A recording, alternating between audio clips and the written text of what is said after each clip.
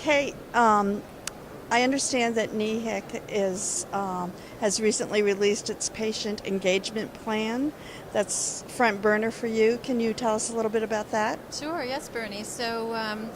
National eHealth Collaborative went through a long collaborative process with many stakeholders over the past 9 or 10 months.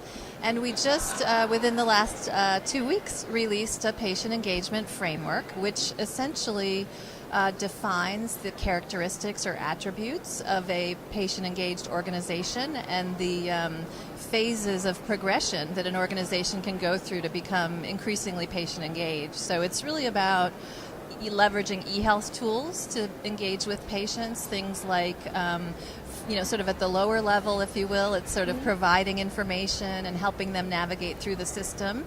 And then building up at the high end to engaging with patients using, accepting their patient-generated health data into the record, enabling interoperability with patients in terms of information sharing and collaborative care. So really team engagement around who the patient selects should be connected in terms of who they want to share their information with. So it's a real definition of the characteristics and then the phases an organization can progress through.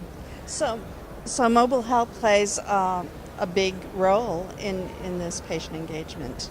Absolutely. I mean, I think mobile health is really everything from, smartphones and iPads and anything that's not sort of tethered to a single location. So I think anytime you're talking about eHealth, I think everything really is mobile these days, and the kinds of applications that people can use to get more engaged, to share information with their providers, whether it's, keeping track of their glucose levels or their blood pressure and transmitting that when there might be, a blip that looks bad, and enabling the provider to intervene at the right time just because the information is flowing and there's connectivity and it's a much more interactive process.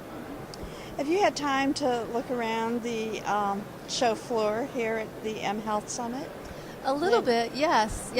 I'm curious to know what has caught your attention the most. Well, it's so interesting how there's just this explosion in apps, applications.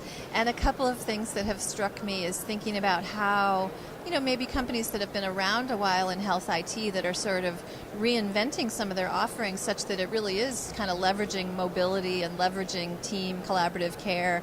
I think one really interesting thing I came across, yesterday is this company called Haptique, which is, it stands for, Healthcare Application Boutique. It's a startup, brand new company, but the whole idea is that they're creating a certification process for how to kind of look at these these hundreds, thousands even of apps that are coming, and kind of trying to categorize and having a vetting process so you can sort of have some independent kind of vetting. And it's an idea that came up in our discussions with our consumer consortium on eHealth over the last couple of years, saying, oh, wouldn't it be nice to have something like that?